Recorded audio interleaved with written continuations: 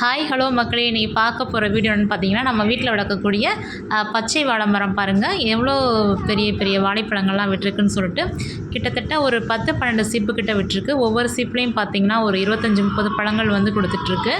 பாருங்கள், வாழைப்பழம் வெயிட்டு தாங்க முடியாமல் அதோடய பூக்கள் வந்து கீழே வர தர வர வந்து காய்ச்சிருக்கு. வருடம் நம்மளுக்கு வந்து இப்படியே தான் காய்ச்சிட்ருக்கும். நம்மளுக்கு கிட்டத்தட்ட ஒரு 2 வருஷமாக நம்மளுக்கு வந்து க்ரீன் பனானா வந்து காய்கள் அதிகமாக கொடுத்துட்ருக்கு.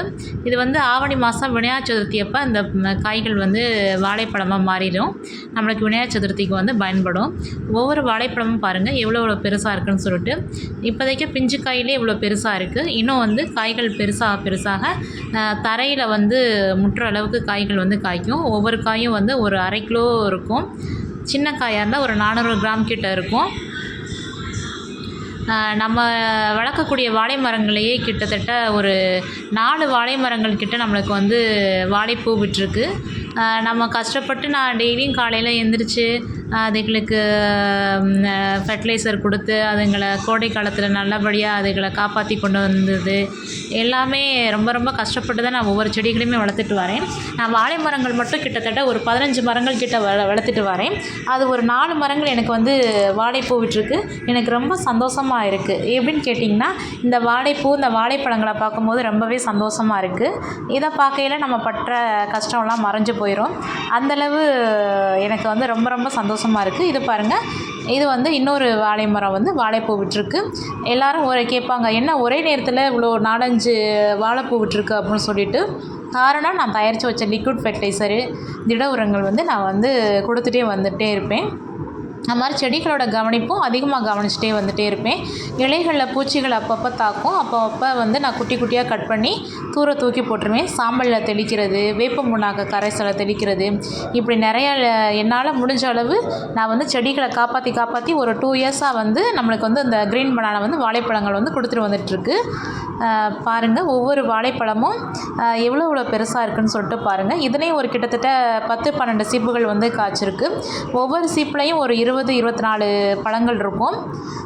மேலேருந்து கீழே வர காய்க்குது பாருங்கள். இதோட வெயிட்டு வந்து தாங்க முடியாமல் தரையில் வர தொங்குது பாருங்கள் ஒவ்வொரு வாழைப்பூவும். இது வந்து ஃபஸ்ட்டு வந்து க்ரீன் பனானோட வாழைப்பூ வந்து க்ரீன் கலராக தான் இருக்கும். போக தான் நம்மளுக்கு வந்து வயலட் கலராக மாறும். இப்போ வந்து வயலட் கலராக மாறிடுச்சு. பாருங்கள், வாழைப்பூக்களை பாருங்கள் எவ்வளோ பெருசாக இருக்குது. வாழைப்பழமை பாருங்கள், ஒவ்வொரு வாழைப்பழமும் எவ்வளோ பெரிதாக காய்ச்சிட்ருக்குன்னு சொல்லிட்டு. நம்ம வந்து தம்பிக்க முடியலன்னு சொல்லிட்டு ஹாஸ்பிட்டலில் இருக்க வேண்டிய நிலைமை ஆயிடுச்சு. அப்போ ஹாஸ்பிட்டல் விட்டு ஒரு 5 டேஸ் ஆயிடுச்சு நாங்கள் வீட்டுக்கு வர. அந்த வீட்டுக்கு வந்து பார்க்கும்போது கிட்டத்தட்ட ஒரு 2 வாழை மரங்கள் கிட்ட நம்மளுக்கு வந்து வாழைப்பூ விட்டுருந்துச்சு. அடுத்ததாக பாருங்கள், இது வந்து 3ஆவதாக வாழைப்பூ விட்டது. இதுலேயும் பாருங்கள் ஒவ்வொரு வாழைப்பழங்களோட அளவும் எவ்வளோ பெருசாக இருக்குன்னு சொல்லிட்டு. நிறைய பேர் சொல்லுவாங்க, பக்கத்தில் வச்சா காய்கள் வந்து ஒழுங்காக கொடுக்காது, வேஸ்ட்டாக போயிடும், எதுக்கு கிட்ட வைக்கிறீங்க, தூர வைங்க அப்படின்னு சொல்லிட்டு சொல்லுவாங்க. நான் வந்து நம்மகிட்ட இடங்கள் வந்து அதிகமாக இல்லாதனால நான் அப்படியே அதே இடத்துல வச்சு தான் வளர்க்குறேன். நீங்களே பாருங்கள் எவ்வளோ நெருக்கமாக தான் இருக்குதுன்னு சொல்லிட்டு. ஆனால் எவ்வளோ நெருக்கமாக இருந்தாலும் நான் வந்து இந்த வாழைப்பூ விடுற நேரத்தில் வந்து அதுக்கு நல்லா கவனித்தா தான் நம்மளுக்கு வந்து வாழைப்பழத்தோட அளவு வந்து நல்லா பெருசாக இருக்கும். அதில் வரக்கூடிய லிக்யூடுக்கு வந்து குளவிகள், தேனீக்கள்லாம் வந்து அதிகமாக அதை சுற்றி வரும். காரணம், அதில் வந்து ஒரு இனிப்பு கலந்த ஒரு சுவை வந்து அந்த லிக்யூடில் வந்துகிட்டே இருக்கும். அதான் குளவிகள் மற்ற பூச்சிகள்லாம் இந்த வாழைப்பூவை வந்து சுற்றி வர்றதுக்கு காரணம். வாழைப்பழங்கள் பாருங்கள், உங்களுக்கு தெரியலைன்னு நினைக்கிறேன், மேலே இருந்து கீழே வர இருக்குது பாருங்கள். அடுத்ததாக இது ஒரு வாழை மரம். இது வந்து 4th வாழை மரம். இதுவும் வாழைப்பூ விட்டுருக்கு. நம்மளுக்கு 1 மந்தில் கிட்டத்தட்ட ஒரு 4 வாழைப்பூ வந்து விட்டுருக்கு இந்த 1 மாதத்தில் மட்டும். இது வந்து இப்போ விட்டுருக்கு. இனிமேல் போக தான் வாழைப்பழங்கள் வந்து விட ஆரம்பிக்கும். வாழைப்பூ பாருங்கள் க்ரீன் கலராக தான் இருக்கும். ஃபஸ்ட்டு ஒரு மாதத்துக்கிட்ட நம்மளுக்கு வந்து க்ரீன் கலராக தான் இருக்கும். அப்புறம் போக லைட்டாக ஓரத்தில் வந்து பீட்ரூட் கலரில் வரும். அப்புறம் ஃபுல்லாகவே வந்து நம்மளுக்கு வந்து பீட்ரூட் கலராக வந்துடும். இது வந்து 4ஆவதாக நம்மளுக்கு கிடச்சிருக்கக்கூடிய வாழைப்பூ. நான் ரொம்ப கஷ்டப்பட்டு தான் அந்த செடியெல்லாம் குட்டையாக இருக்கும்போது மாடு வந்து சாப்பிட்டு போயிடும். ரொம்ப கஷ்டப்பட்டு தான் நான் அந்த செடிகளை நான் கவனிச்சிட்டே வந்திருப்பேன். காலையில் எழுந்திரிச்ச உடனே ஃபஸ்ட்டு செடிகளை பார்க்குறது தான் என்னோடய வேலையாக இருக்கும். அப்படி பார்த்துட்டே இருக்கனால தான் நம்மளுக்கு வந்து இவ்வளோ வாழைப்பழங்கள், வாழைப்பூ, வாழைத்தண்டு எல்லாமே நம்மளுக்கு வந்து கிடச்சிட்ருக்கு. வாழை மரத்தை பொறுத்தவரை எந்த ஒரு பொருளுமே வந்து வேஸ்ட்டே ஆகாது. அதனுடைய இலைகள் வந்து நம்ம வந்து வாழை இலையை பயன்படுத்தி சாப்பிட்டோம்னா நம்மளுக்கு வந்து உடலுக்கு வந்து அவ்வளோ சத்துக்கள் இருக்குது அந்த வாழை இலையில். வாழை இலையில் அல்வா செய்யலாம், கொழுந்து இலையில். அப்புறம் வந்து வாழைப்பூவில் வந்து எவ்வளோ பெனிஃபிட் இருக்குன்னு நிறைய பேருக்கு தெரியும். வாழைப்பூ வடை செய்யலாம், வாழைப்பூ கூட்டு, வாழைப்பூ இப்படி புளிக்குழம்பு, இப்படி நிறையா வாழைப்பூவில் செய்யலாம். அது மாதிரி வாழைத்தண்டுலேயும் சரி, வாழைத்தண்டு ஜூஸ் எடுத்து குடிக்கலாம், வாழைத்தண்டு பொரியல், வாழைத்தண்டு சூப்பு, இப்படி பல வகையில் நம்மளுக்கு வந்து வாழை மரம் வந்து உதவுது. அடுத்ததாக நம்ம பார்க்க போகிறது வந்து மாமரம் பாருங்கள். இந்த மாமரம் வந்து சப்போட்டா மாமரம், பயங்கர இனிப்பாக இருக்கும். இது வந்து குட்டி உண்டாக தான் இருந்துச்சு, இப்போ வந்து நிறைய கிளைகள் விட ஆரம்பிச்சிருக்கு பாருங்கள். ஒவ்வொரு கிளைகள்லையும் புது புது இலைகள் வந்து நிறையா உருவாகிட்டு இருக்கு. இந்த கோடைக்கால மழை பெய்யறனால செடிகளுக்கு வந்து நம்ம வந்து தண்ணி ஊற்ற தேவையில்லை, தானாகவே அழகாக சூப்பராக வளர்ந்து புது புது இலைகள் வந்து நிறையா விட ஆரம்பிச்சிருக்கு. நான் வந்து 2 மாமரம் வந்து வளர்த்துட்டே வந்துட்டுருக்கேன். இது ஒரு மாமரம், இன்னொரு வாழை மரம் இங்கிட்ட வளர்த்துட்ருக்கேன்.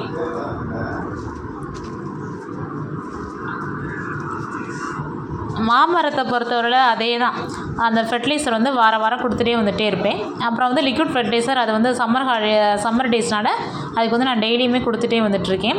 இந்த செடி என்னென்னு தெரியல, நான் அதை வந்து ஒரு மருத்துவ செடின்னு சொன்னாங்க, அதனால் தூக்கி போடாமல் வச்சுருக்கேன். இது வந்து நம்ம வந்து 4 ஸ்டிக் தான் வச்சுருந்தோம், டேபிள் ரோஸு, அது நிறையா வளர்ந்துருக்கு பாருங்கள்.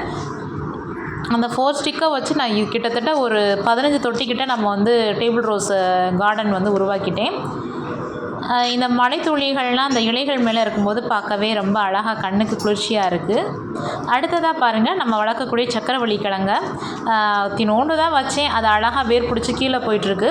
இந்த பேக் எடுத்து நான் தரையில் வைக்க போகிறேன். அந்த பேக்கில் இருந்தபடி இருக்கட்டும், தரையில் போய் அந்த கிளைகள் படப்பட இதுலேருந்து நம்மளுக்கு வந்து பூக்களும் காய்களும் அதிகமாக காய்க்க ஆரம்பிக்கும். பாருங்கள் எவ்வளோ சூப்பராக வளர்ந்துருக்கு நம்ம சக்கரவள்ளி கிழங்கு. ஆல்ரெடி இவ்வளோ ஷார்ட்ஸில் போட்டு பாருங்கள், குட்டி குட்டியாக இருக்கும். இப்போ பாருங்கள், செடிகள் வந்து பெருசாக போயிட்டே இருக்கும். ஒவ்வொரு மண்டை படையிலையும் அது அழகாக வேர் பிடிச்சி வளர்ந்துட்டே இருக்குது. இனி பூக்கள் வந்து பூக்க ஆரம்பிச்சிடும். நம்மளுக்கு வந்து மார்கழி மாதம், கார்த்திகை மார்கழியில் நம்மளுக்கு வந்து சக்கரவள்ளி கிழங்கு அறுவடை எடுத்துக்கலாம். கிட்டத்தட்ட ஒரு 2 கிலோ கிட்ட நம்மளுக்கு வந்து காய்கள் கொடுக்கும் சக்கரவள்ளி கிழங்கு. அது இலைகள் வந்து இப்படி தான் இருக்கும். நீங்கள் வாங்கிட்டு வந்து சக்கரவள்ளி கிழங்கு வந்து முளைச்சிருச்சுன்னா தூக்கி போடாமல் வேஸ்ட்டான அரிசி பேக்கில் வச்சிட்டிங்கன்னா பாருங்கள், அதோடய வேர்கள் காட்டுறேன் பாருங்கள் எவ்வளோ சூப்பராக இருக்குன்னு சொல்லிட்டு. வேர்கள் பிடிக்க ஆரம்பிச்சிருச்சுன்னா இது மாதிரி நிறைய கிளைகள் வந்து உருவாக ஆரம்பிச்சிடும். நீங்களும் உங்கள் வீட்டில் அழகாக வளர்த்து பாருங்கள், சூப்பராக வளரும். நம்மளுக்கு வருஷம் ஒரு 2 கிலோ வந்து வீட்டில் காய்க்கும். இதுதான் சக்கரவள்ளி கிழங்கோட வேறு கிளைகள் வந்து இப்படி போயிட்டே இருக்குது பாருங்கள். இது வந்து நம்ம வீட்டில் டேபிள் ரோஸ், அந்த 4 ஸ்டிக் வச்சேன்னு சொன்னேன் இல்லையா, அது அழகாக நிறையா பூக்கள் வந்து பூக்க ஆரம்பிச்சிருச்சு. அடுத்து பார்த்திங்கன்னா ஒயிட் கலர் டேபிள் ரோஸ், இது வந்து நம்ம வந்து வேன்குட்டி வந்து புதுசாக ஊனி வச்ச மாமரம். அன்றைக்கி கொட்டையை சாப்பிட்டுட்டு ஊனி வச்சார், அது அழகாக புதுசாக சூப்பராக முளைச்சிருக்கு. இதை ஒரு இலையை பிச்சு இதை வந்து ஸ்மெல்லை வந்து பார்த்தோன்னா வச்சுங்க, சூப்பர் ஸ்மெல்லாக இருந்துச்சு. எனக்கு அந்த செடியை பறித்து போட மனசில்லை, அதனால் அப்படியே வச்சுட்டேன். அடுத்து வந்து நம்ம வந்து வெங்காயம் வந்து நடவு பண்ணியிருக்கோம். பாருங்கள் எவ்வளோ வெங்காய செடிகள் வந்து நடவு பண்ணியிருக்கோன்னு. கிட்டத்தட்ட ஒரு 5 வெங்காயத்தை தான் நடவு பண்ணி வச்சோம், அது நிறையா முளைச்சிருச்சு. அடுத்தடுத்து அப்படியே முளைச்சிக்கிட்டே வருது. இங்கிட்டும் ஒரு வெங்காய செடி முளைச்சிருக்கு பாருங்கள். அடுத்ததாக பார்த்திங்கன்னா நம்மளுடைய வெற்றிலை கொடி. வெற்றிலை கொடியை வந்து வளர்ப்பு நான் ஆல்ரெடி சொல்லியிருப்பேன். புளிச்ச மாவு புளிச்ச தண்ணீரை வந்து இதுக்கு அதிகமாக தெளிச்சிட்டே வாங்க சம்மர் டேஸில், அப்போ தான் செடிகள் வந்து உங்களுக்கு வாடாமல் இருக்குன்னு சொல்லியிருப்பேன். பாருங்கள், நம்மளுடைய மே மாதம் தான் நான் எடுத்து வீடியோ போடுறேன், ஒரு வெற்றிலை கொடிகள் கூட வாடாமல் இருக்குது பாருங்கள். காரணம், நம்ம தயாரித்து வச்ச லிக்விட் ஃபெர்டிலைசரை வந்து நான் வந்து டெய்லியும் கொடுத்துட்டே வந்துகிட்டே இருப்பேன். இதோட வேர்க்கால்கள் பார்த்திங்கன்னா அழகாக அப்படியே ஆழமாக பிடிச்சிருக்கும் சுவறுகளில் தரைகள்லனா. இது வந்து நம்ம வீட்டில் வளர்க்கக்கூடிய பப்பாளி மரம் வந்து ரொம்ப பயனு. இதனுடைய இலைகளை வந்து அரைச்சி குடிக்கலாம். நல்லா அந்த இது இருக்கிற ஸ்டிக்கு, அதை வந்து ஜூஸுக்கு ஸ்ட்ரா இல்லாட்டி அதை பயன்படுத்தி ஜூஸை குடிச்சிக்கலாம். அடுத்து பாருங்கள் குப்பைமேனியை வந்து நான் ஒரு 5-6 செடி எப்போவுமே வச்சுட்டே இருப்பேன்.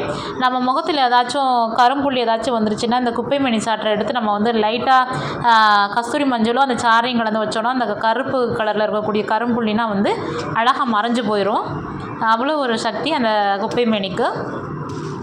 பாருங்களேன், வெற்றிலை கொடியோட வேர்க்கால்களை செவத்தில் எவ்வளோ அழகாக ஊனி ஊனி வளர்ந்துருக்குன்னு சொல்லிட்டு செவர் அப்படியே இருக்க பிடிச்சிக்கிறோம். அப்படியே நல்லா இதுக்கு வந்து லைட்டாக மட்டும் செவர் பக்கத்தில் வச்சா போதும், நம்மளாம் ஏற்றி விட தேவையில்லை, அதுவாக அழகாக ஏறி போயிடும். இதுக்கு நான் எந்த ஒரு குச்சிகளுமே பயன்படுத்தலை பாருங்கள், அதவா செவத்தை பிடிச்சி ஏறி போயிடுச்சு பாருங்கள். அவ்வளோ ஒரு சக்தி வாய்ந்தது இந்த வெற்றிலை கொடி. மற்ற செடிகள்லாம் கீழே விழுந்துடும், இது வந்து அப்படி கிடையாது. செவர் பக்கத்தில் நம்ம வச்சிட்டாலே போதும், அழகாக மேலே நோக்கி விழுந்துடும். வெற்றிலை கொடியை பொறுத்தவரை ஒரு ஸ்டிக் வச்சிங்கனாலே போதும், அது உங்களுக்கு அழகாக நிறையா கொடியாக படர்ந்துடும். நான் வந்து ஒரே ஒரு ஸ்டிக், குட்டியோண்டு ஸ்டிக்கு தான் கடையில் வாங்கிட்டு வந்து வச்சேன். இந்த செடியோட ரேட் வந்து 20 ரூபாய்க்கு தான் வாங்கிட்டு வந்து வச்சேன். அது நம்மளுக்கு எவ்வளோ பெருசாக வளர்ந்துருக்குன்னு சொல்லிட்டு பாருங்கள். ஒவ்வொரு இலைகளும் பாருங்கள் எவ்வளோ பெருசாக இருக்குன்னு சொல்லிட்டு. நம்ம வந்து வெற்றிலை வாங்க தேவையே இல்லை. விநாயகர் சதுர்த்தி, ஆயுத பூஜை, கிருஷ்ண ஜெயந்தி, தீபாவளி, பொங்கல் எல்லாத்துக்குமே நம்ம இதை வச்சு தோரணங்கள் பண்ணிக்கலாம், சாமிக்கு படையல் போட்டுக்கலாம். நம்மளுக்கு வந்து செரிமானம் ஆகலைன்னு சொல்லிட்டோம்னா இதோட சீரகம், பனங்கற்கண்டு வச்சு சாப்பிட்டோம்னா சூப்பராக நல்லா வந்து செரிமானம் ஆகிரும். ஆமாம், இது வந்து நம்ம அடுத்ததாக நம்ம பார்க்கக்கூடிய செடி என்னென்னு பார்த்தீங்கன்னா மருதாணி பறித்து பாருங்கள், அதுக்குள்ளே எவ்வளோ வளர்ந்துருச்சுன்னு சொல்லிட்டு. இதோட நன்மைகளும் நிறையா இருக்குது. ஹேர் பேக்காக போட்டுக்கலாம், கைக்கு வச்சுக்கலாம். கிட்டத்தட்ட இதில் அதிகப்படியான முடிக்கு தேவையான சத்துக்கள் வந்து இந்த மருதாணி இலைகளில் வந்து இருக்குது. இளநரை வந்து மறையும், கருப்பு சீக்கிரமாக வெள்ளை முடி வந்து வராமல் இருக்கிறத தடுக்கும். இதை வந்து குட்டி குட்டியாக நம்ம வந்து நல்லா மைய அரைச்சிட்டு ஒரு சின்ன சின்ன வடை மாதிரி தட்டி வச்சுட்டு ஒரு 100 ml தேங்காய் எண்ணெயில் இந்த வடையில் ஒரு 5 or 10 போட்டு வச்சிட்டோம்னா க்ரீன் கலராக வந்துடும். அதை எடுத்து நம்ம தலையில் போட்டு தேய்ச்சோம்னு வச்சுக்கோங்களேன், முடி வந்து சூப்பராக வளரும். கருப்பு முடியே வெள்ளை முடியே இருக்காது, ஃபுல்லாகவே கருப்பாக இருக்கும். வெள்ளை முடி ஒரு பொட்டு கூட வராது. அவ்வளோ ஒரு பெனிஃபிட் இருக்குது இந்த மருதாணியில். அடுத்ததாக பார்த்திங்கன்னா மல்லிகை பாருங்கள், நான் வந்து ஒரே ஒரு ஸ்டிக் தான் வச்சுருந்தேன். என்னோடய ஃப்ரெண்டு வந்து கொடுத்தது, அவங்க ஊர்லேருந்து கொண்டாந்து கொடுத்தாங்க.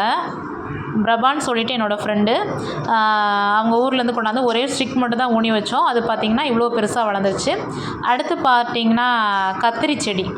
இது வந்து நம்ம அரசு தோட்டக்கலை மற்றும் பண்ணையில் வாங்கினது, கொஞ்சம் பெருசாக வந்துருச்சு பாருங்கள். இது பக்கத்தில் வந்து நான் வந்து இது நார்த்தம்பரம் செடி வச்சுருக்கேன். அடுத்து பார்த்திங்கன்னா இதுவும் ஒரு குப்பைமேனி தான். இது வந்து ரெட் கலர் செம்பருத்தி. கிட்டத்தட்ட ஒரு நாளைக்கு ஒரு 20-30 பூக்கள் பூக்கும் இந்த ரெட் கலர் செம்பருத்தி. அதை நான் வந்து வெட்டி போட்டுட்டேன். கொஞ்சம் நாளைக்கு பூச்சிகள் அதிகமாக இருந்தனால வெட்டி போட்டாச்சு. இது வந்து நார்த்தம்பரம். இதோட வாசனையும் சூப்பராக இருக்கும். இது வந்து சாமந்தி பூ பாருங்கள், வாழ்கிற மாதிரி தான் இருந்துச்சு. ஆனால் நம்ம தயாரித்து வச்ச லிக்விட் ஃபெர்டிலைசரை கொடுத்துட்டே வந்துகிட்டே இருந்தேன். இலைகள் வந்து புதிய இலைகள் வந்து நிறையா உருவாகிட்டுருக்கு. குட்டி குட்டி பிரான்ச்சஸும் பக்கத்தில் உருவாகிட்டுருக்கு பாருங்கள். இது அடுத்ததாக பார்த்திங்கன்னா கருவேப்பிலை. இது வந்து அரசு தோட்டக்கலையில் தான் வாங்கினேன். இதோட ரேட் 5 ரூபாய். இது வந்து சீத்தா மரம். இது நான் ஆல்ரெடி நம்ம வீட்டில் வளர்ந்ததை வெட்டி போட்டேன். திரும்ப வளர்ந்துட்டே இருக்குது. ஆனால் காய்கள் வந்து அவ்வளோவா கொடுக்க மாட்டேங்குது. அது பக்கத்துலேயே பாருங்களேன் அழகு செடி. நம்ம வந்து அரசு தோட்டக்கலையில் வாங்கினேன்னு சொன்னேன் இல்லையா, 3 செடி. அது வந்து அழகாக பூக்கள் வந்து பூக்க ஆரம்பிச்சிருக்கு. இப்போ வந்து கிளைகள் நிறையா கீழே தரையில் உருவாகுது பாருங்கள்.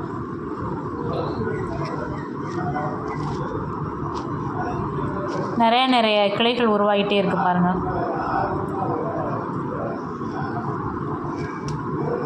அடுத்ததாக நம்ம பார்க்கக்கூடிய செடி வந்து ரோஸு. நான் ஆல்ரெடி உங்களுக்கு ஷார்ட்ஸில் சொல்லியிருப்பேன்.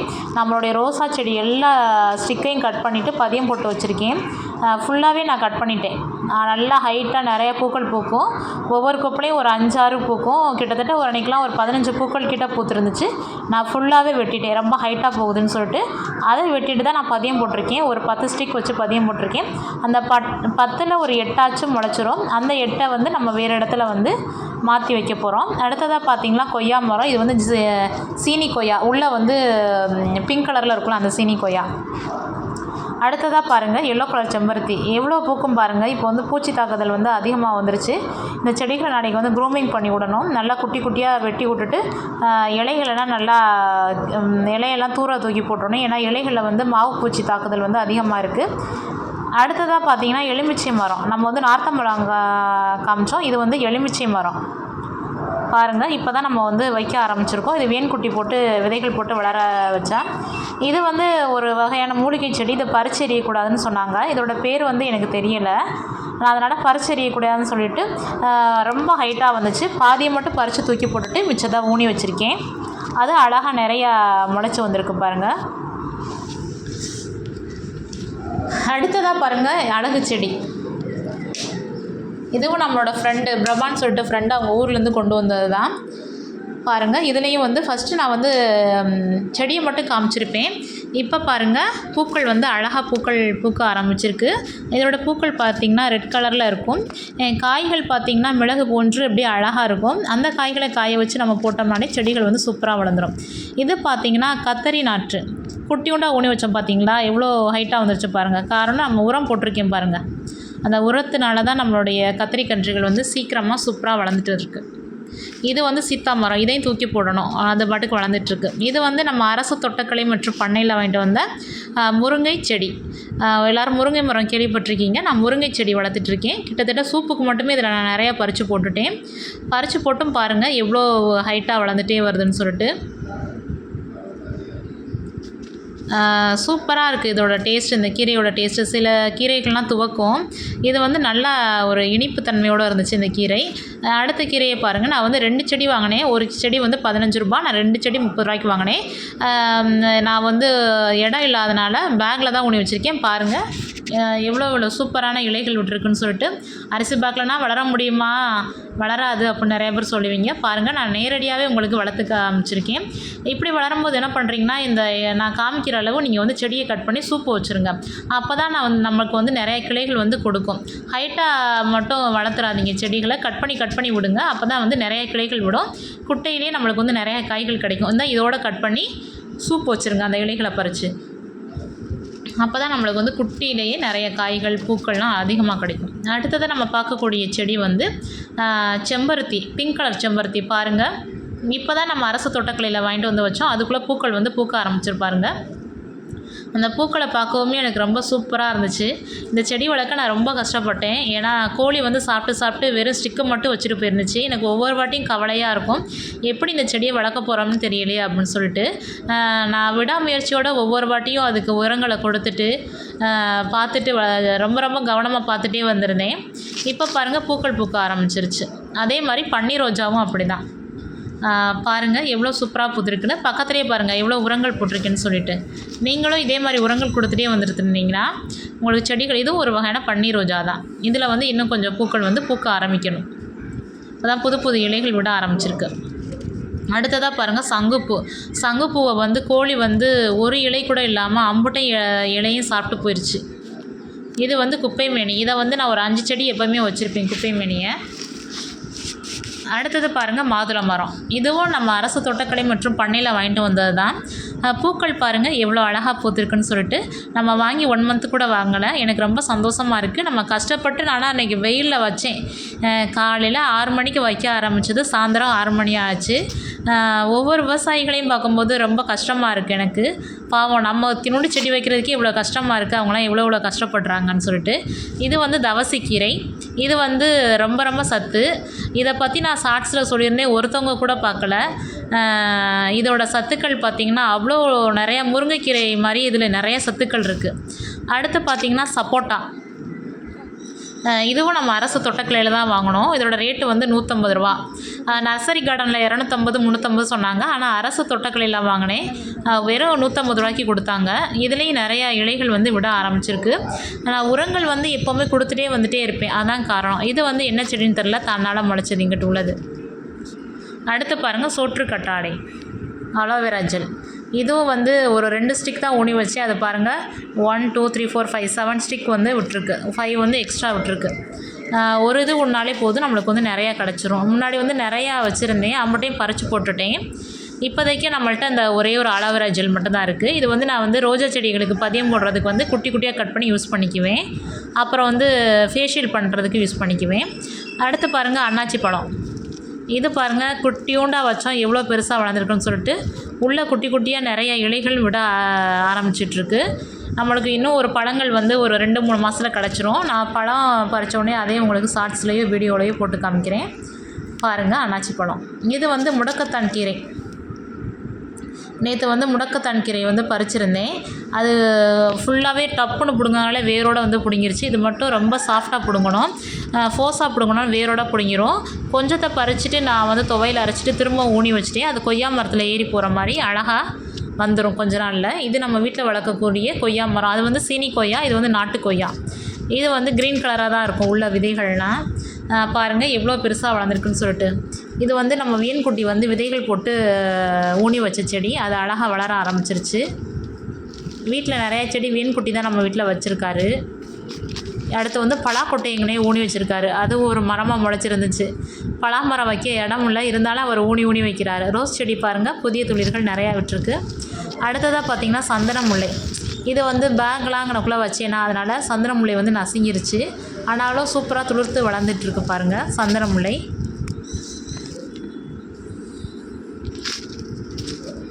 என்னடா சக்கரவள்ளி கிழங்கு, இதை காமிச்சாச்சு. எங்கே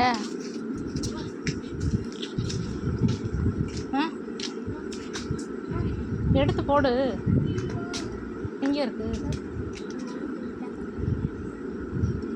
என்னது மண்புல் வேறு.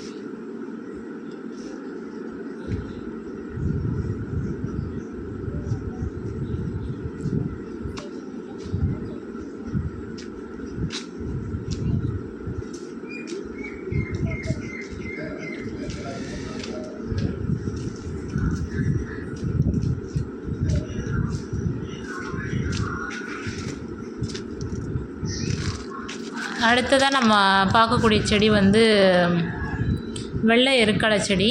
அது பாருங்கள், இது வந்து சூப்பராக வந்து அதுவாக தன்னால் முளைச்சி வந்துட்டுருக்கு. அடுத்து பார்த்திங்கன்னா பிச்சிப்பூ. இதோடைய முட்டுக்களும் ரொம்ப அதிகமாக பூத்துருக்கு பாருங்கள். நம்ம தயாரித்து வச்ச லிக்விட் ஃபெர்டிலைசரு, வீக்லி நான் கொடுக்குற ஃபெர்டிலைசருக்காக தான் இதற்கு காரணம். ஃபஸ்ட்டு கருகி போயிருந்த ஸ்டிக்கு, அதை நல்லா நோண்டி விட்டுட்டு நான் தயாரித்த உரங்களை வந்து அந்த போட்டுட்டு வந்திருந்தேன். அப்படியும் ஒழுங்காக பூக்க ஆரம்பிக்கலை. அப்புறம் என்ன பண்ணேன்னா வாழைப்பழ தோலை வச்சு ஒரு கரைசல் பண்ணி அதை ஊற்றி விட்ருந்தேன், பனானா ஃபெர்டிலைசர்னு சொல்லிட்டு. அதுக்கப்புறம் வந்து சூப்பராக பூக்கள் பூக்க ஆரம்பிச்சிருச்சு. நீங்களும் உங்கள் வீட்டில் பூக்கள் வந்து சரியாக பூக்கணும்னு நினச்சிங்கன்னா பனானா ஃபெர்டிலைசரை வந்து தயாரித்து நீங்கள் ஊற்றி பாருங்கள். நிறையா முட்டுக்கள் விடும், பூக்கள் அதிகமாக பூக்கும். நம்ம வீட்டில் ஒரு கிட்டத்தட்ட ஒரு 200 பூக்கள் பூத்துருந்துச்சு. இது பாருங்கள், இது ஒரு வகையான செடி. அது என்ன செடின்னு தெரியலை. அடுத்து பார்த்திங்கன்னா கொளிஞ்சி. இப்போ பார்க்க போகிற செடி வந்து கொளிஞ்சி. இது வந்து பிங்க் கலரில் பூ பூக்கும். கிட்டத்தட்ட அவரையும் கொளிஞ்சியும் ஒரே மாதிரி தான் இருக்கும். அவரி அந்த காலத்தில் வந்து எதுக்கு பயன்படுத்தினாங்கன்னா, அந்த காலத்தில் வந்து வயல்வெளிலாம் வந்து வயல்வெளிகளில் வந்து அதிகமாக அதை வந்து கொளிஞ்சி செடி வந்து முளைச்சிருக்கும். மண்ணை வந்து வளமாக்குறதுக்கு அதை வந்து அப்படியே உழுதுட்டு அப்படியே இது பண்ணுவாங்க, நல்லா வளமாக இருக்கும். கொளிஞ்சியை வந்து வீணாக்காமல் அதை வந்து உரமாக போட்டுருவாங்க. அடுத்து பார்த்திங்கன்னா இருக்கலை. இது வந்து வயலட் கலர் இருக்கலை பூ பாருங்கள் இவ்வளோ பூத்துருக்குன்னு சொல்லிட்டு. அடுத்ததாக பார்த்திங்கன்னா பப்பாளி. இதுவும் நம்ம வீட்டில் வளரக்கூடிய பப்பாளி செடி 2.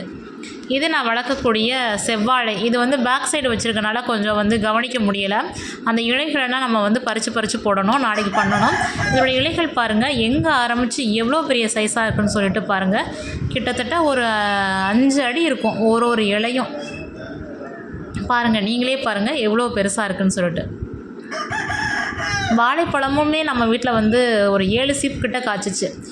நிறைய பேருக்கு வீட்டில் வந்து அதிகபட்சமே 5 தான் காய்க்கும். நம்ம வீட்டில் எக்ஸ்ட்ராவே 2 காய்ச்சிருந்துச்சு. அதுக்கு காரணம் நம்ம கொடுக்குற ஃபெர்டிலைசர் தான். நம்ம வந்து எவ்வளோ செடிகளை கவனமாக பார்த்துக்குறோமோ அந்தளவு நமக்கு வந்து பழங்களும் அதிகமாக கொடுக்கும்.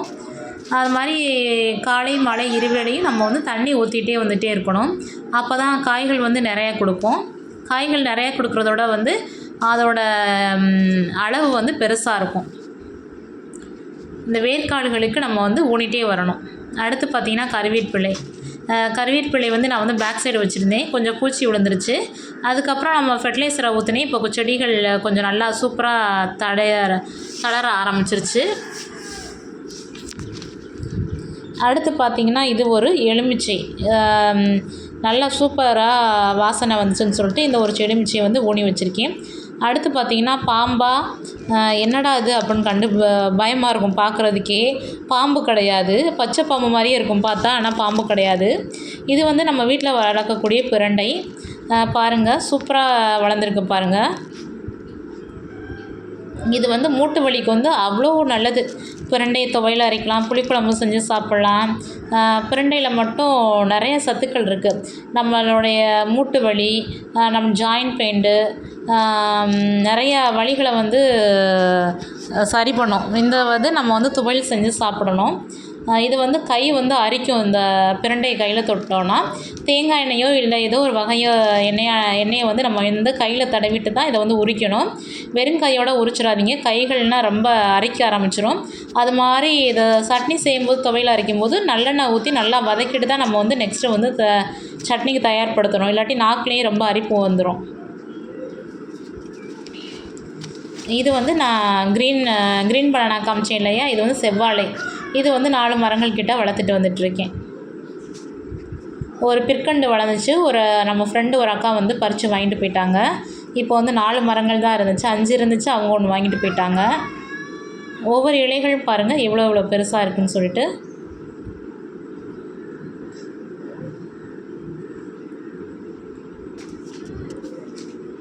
அடுத்து வந்து க்ரீன் பனானா. இது வந்து நான் ஒரே ஒரு செடி 80 ரூபாய்க்கு வந்து வாங்கி வச்சேன்.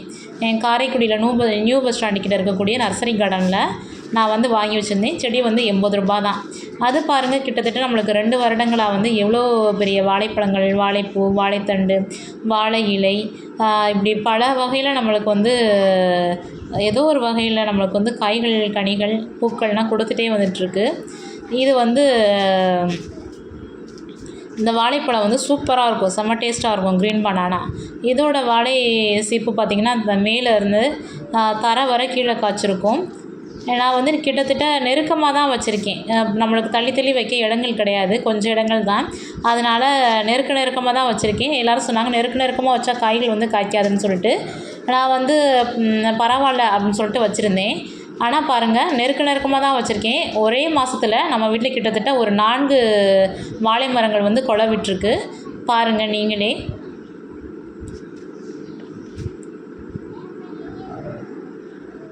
வாழை மரம் வைக்கிறது அவ்வளோ ஒரு நல்லது. நம்மளுக்கு ஒரு கன்று வச்சாலே போதும். பராமரிப்பும் நம்மளுக்கு வந்து மற்ற செடிகளை விட இது வந்து ரொம்ப பராமரிக்கணும்னு தேவை கிடையாது. பூக்கள் செடிக்கெலாம் நம்ம வந்து ரொம்ப கவனிப்பாக கண்காணிச்சிட்டே இருக்கணும்.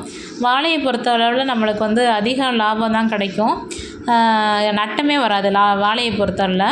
ஆனால் ஆடி மாதம் காற்றுலனா ரொம்ப கவனமாக பார்த்துக்கணும். சாஞ்சிருச்சுனாலும் போச்சு, நஷ்டம் வரும்.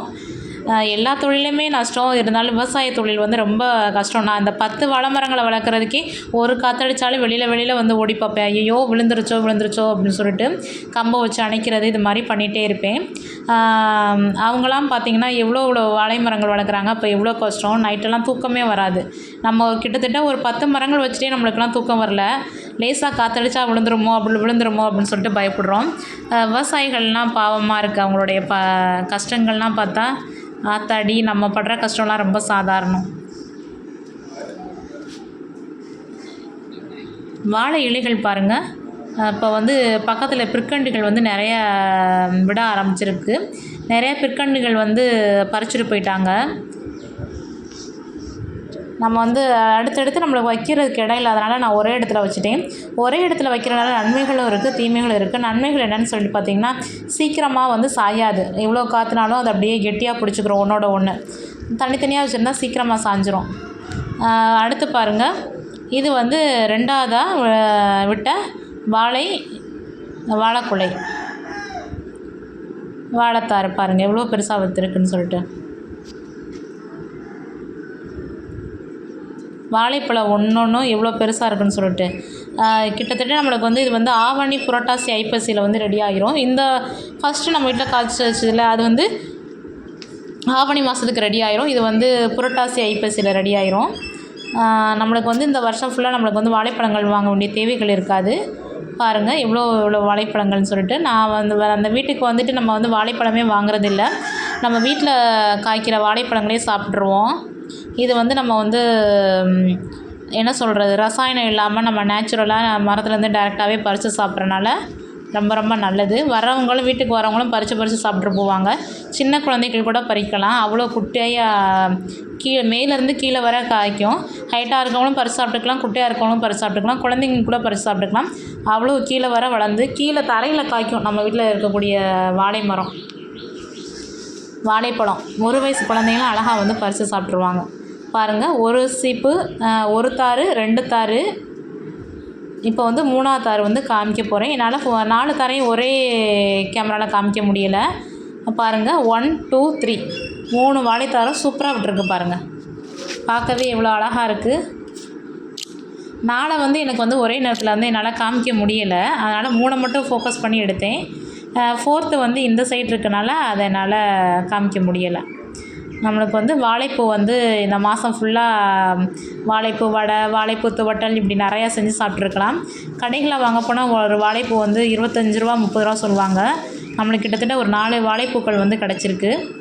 அடுத்ததாக பாருங்கள், 4வது வாழைத்தாரை வந்து காமிக்க முடியலன்னு சொன்னேன்ல, இதான் வந்து 4வது வாழைத்தார். ஏன்னா ஒரே ஃபோக்கஸாக வந்து ஒரு 3 வாழை மரங்கள் தான் என்னால்